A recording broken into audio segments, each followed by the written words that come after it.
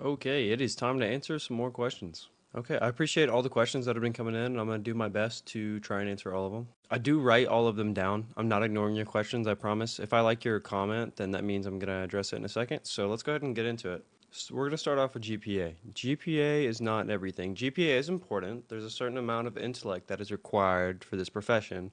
We need to know what we're doing. We need to know the mechanisms. We need to be able to learn those mechanisms and be able to think logically through the situations that we're going to be put in.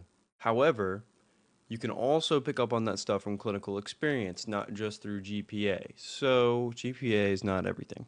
There is going to be a lower limit. You're not going to walk in with like a 2.0 GPA and probably get into one of these programs. You have to be realistic about it, but as long as it's around a 3.0 and above, I would say you're still in the running. I know for certain programs, GPA is more important. For the program that I got into, VCOM, they care more about who you are as a person and how you're going to represent the program, as opposed to how well are you going to do on a chemistry exam. Like they care more holistically about who you are. Volunteer, community service, all of that stuff.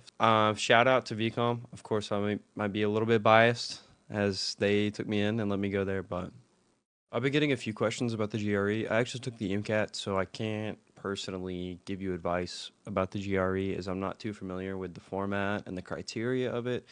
But if you had any questions about the MCAT, then I can be able to help you. Overall, though, like I said, those scores, similar to GPA, they don't determine holistically who you are, especially for a program like the one that I'm in. They care more about your background, what you've done in the medical space, your community service, etc., etc. One thing I will say though, an exam that is pretty easy to study for and will give you a little plus is the Casper exam. I know I was pre-med for a little bit, so I was actually looking into the Casper anyway, and I think Emory was one of the only locations that required the Casper for AA schools, so I went ahead and took it and applied. But the Casper is more of like a personality test and shows that you can handle stressful situations or maybe ambiguous situations in a healthcare environment well, and you're not going to blow up on someone or freak out. Like you're mature enough, you're emotionally mature enough and intellectually mature enough to handle the difficult situations that will be put in. It's super easy to study for. I studied for a few hours just watching some YouTube videos and I got the highest score. So if you want to know what I did to prep for that, ask me. I would definitely recommend taking it though. So I had a few questions about how I was able to rack up those hours in shadowing.